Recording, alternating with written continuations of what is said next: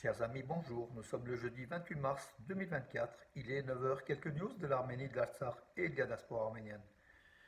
Note importante venue de Moscou. Donc hier, lors de la conférence de presse de Maria Zakharova, la porte-parole du ministère russe des Affaires étrangères, elle a déclaré: Je tiens à attirer votre attention sur le fait que nous n'utilisons pas le terme corridor de Zangezur.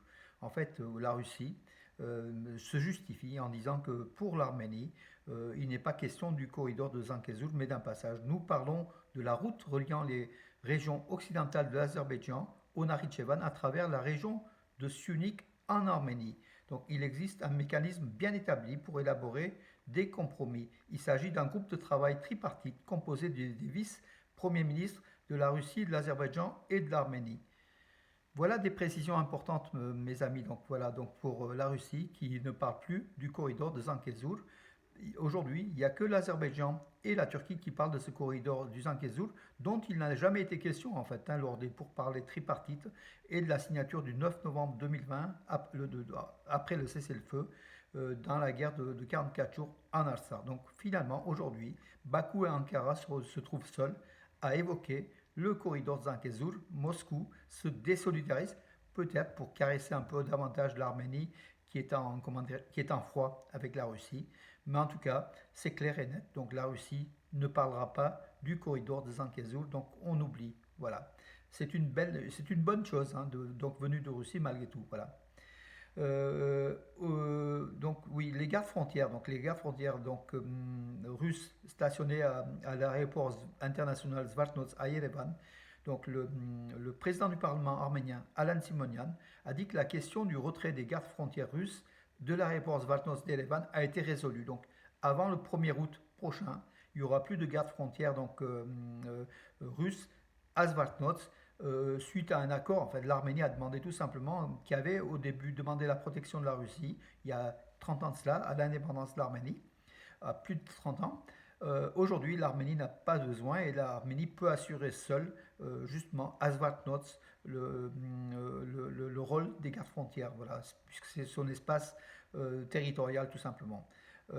Et puis parlant toujours de ces gardes frontières en fait, donc après le Zvartnots, Yerevan demandera sans doute à la Russie comment dirais-je, d'enlever ses gardes frontières à la frontière arméno-turque tout simplement parce qu'en fait Alain Simonian a dit s'est posé la question quelle est leur utilité aujourd'hui en fait, sachant que la Russie est l'ami de la Turquie, il n'y a pas d'objectif, il n'y a pas d'objet de la présence de ces gardes frontières russes à la frontière arméno-turque. Par contre, le syndicat, donc c'est un petit peu le syndicat des officiers des services de réserve des officiers de réserve, pardon, la NSS, en fait, la sécurité sociale, la sécurité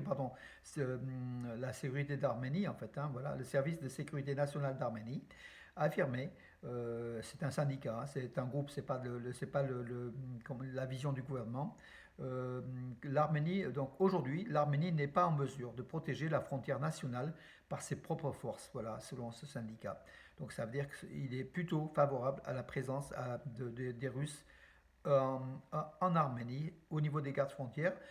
Ce même syndicat a dit qu'en fait dans cette volonté d'éliminer les gardes frontières russes de Vatnos et de la frontière arméno-turque, demain viendra aussi le tour de la base russe stationnée à Gubli, la 102e base russe, où il y a entre 3000 et 5000 militaires russes stationnés donc en Arménie.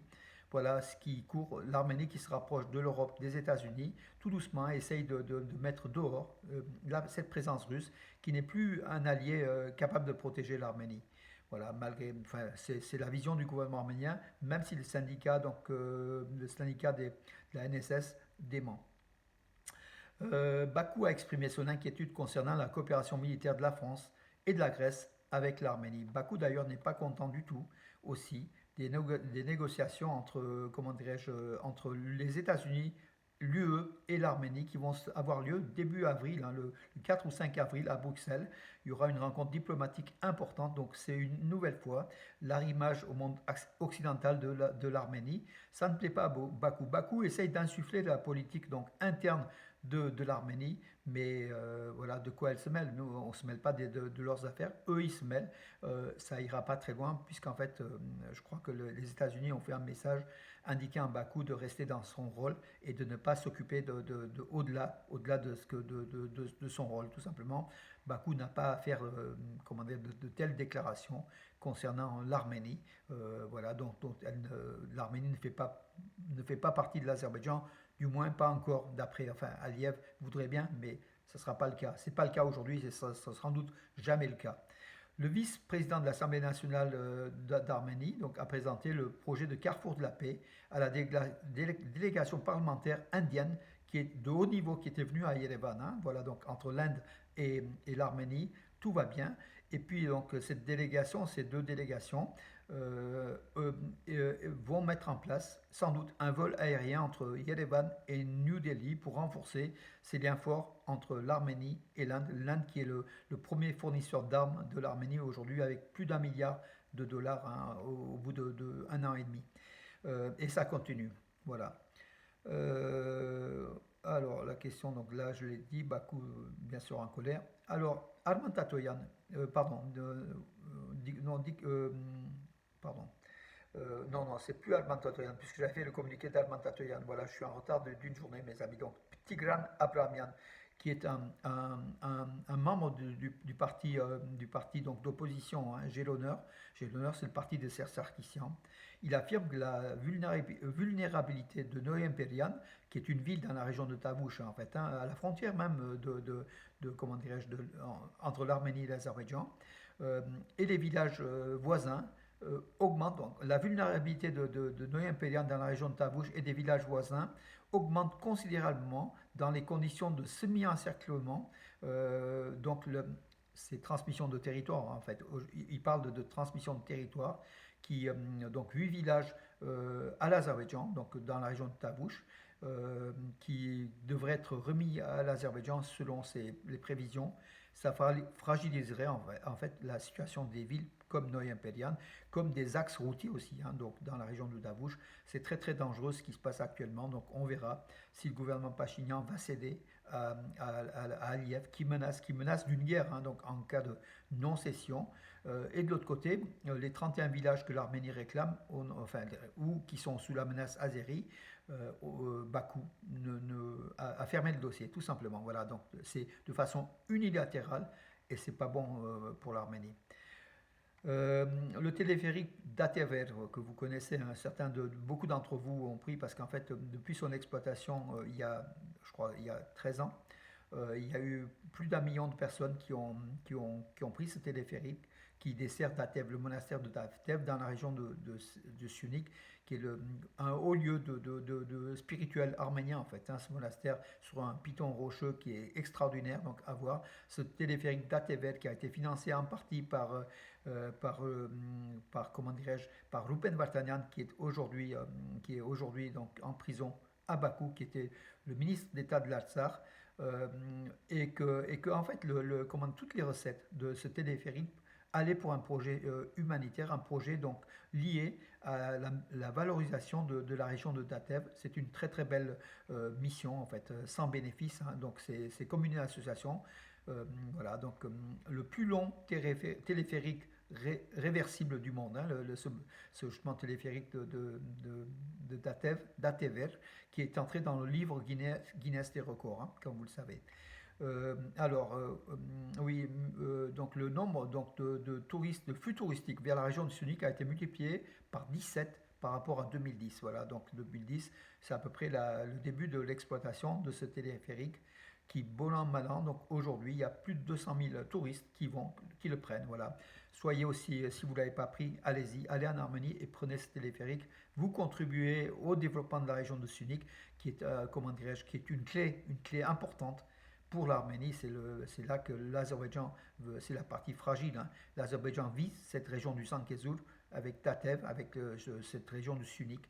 Il faut renforcer en y allant, en faisant du tourisme, en développant l'économie, tout simplement, mes amis. Voilà. L'ambassadeur de France en Arménie, Olivier de Cotigny, qu'on a rencontré encore une fois, je le dis, à Valence, donc il est venu être honoré par le maire de Valence, Nicolas d'Aragon, et puis les associations arméniennes dont on a eu une rencontre très très chaleureuse avec ce diplomate brillant, et comment dirais-je, qui met le rôle de la France important en Arménie, dans ce Sud-Caucase, avec l'armement et puis tout le reste, en fait, le volet culturel, le volet des liens. L'ambassadeur de France en Arménie avec un groupe de députés, donc amené par la députée Laurence Pétel, qui est la présidente du groupe d'amitié France-Arménie à l'Assemblée. Ils ont été visités, donc Anne-Laurence Pétel, pardon. Voilà, la délégation a été dirigée par Anne-Laurence Pétel, qui est en Arménie depuis avant-hier. Ils ont été avec les forces, les observateurs de l'Union européenne, ils ont été voir la mine de Sotk à la frontière entre l'Azerbaïdjan et l'Arménie, voir les conditions comment dirais-je, les conditions frontalières, hein, tout simplement, pour une observation. C'est une très très belle chose dans cette région de Geralkunik aussi qui est menacée, que l'ambassadeur puisse mener ce groupe la présence des députés français dans ces frontières est très importante. Et puis le rôle des observateurs de l'UE qui accompagnent à chaque fois, c'est aussi une très très bonne chose. Ce groupe d'amitié France-Arménie, donc à l'Assemblée nationale, a visité le mémorial du génocide et puis le musée institut du génocide également. Il a été reçu aussi par le Premier ministre Nicole Pachinian hier. Voilà mes amis, je regarde s'il n'y a pas une ou deux autres infos encore. Écoutez, pour aujourd'hui, je crois que j'en ai fait, c'est pas mal. Je suis plutôt optimiste pour aujourd'hui, pour l'Arménie, mes amis.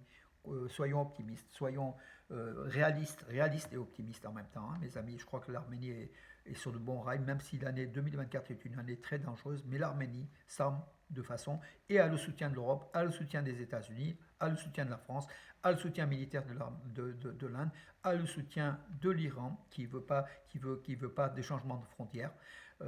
Voilà, et commence à être, comment dirais-je, courtisé une nouvelle fois par Moscou, à l'exemple de la déclaration justement de la diplomatie russe qui affirme qu'il n'a jamais été question du corridor de Zangezur. La Russie n'a jamais évoqué le corridor de Zangezur. Voilà, donc une confirmation comme quoi Aliyev ment, la Turquie ment, elle veut juste une visée, un corridor à visée pantouranien du panturquisme, c'est un couloir du panturquisme entre la Turquie, le Nakhitchevan et l'Azerbaïdjan. Et aujourd'hui, Moscou parle de routes, bien sûr surveillées par l'Arménie, et là on est d'accord, ouverture des routes à travers l'Arménie pour tous les peuples, pour toutes les nations, mais la souveraineté, c'est l'Arménie, c'est la République d'Arménie, c'est une différence importante par rapport à un corridor. Voilà mes amis pour aujourd'hui, bonne journée et à demain.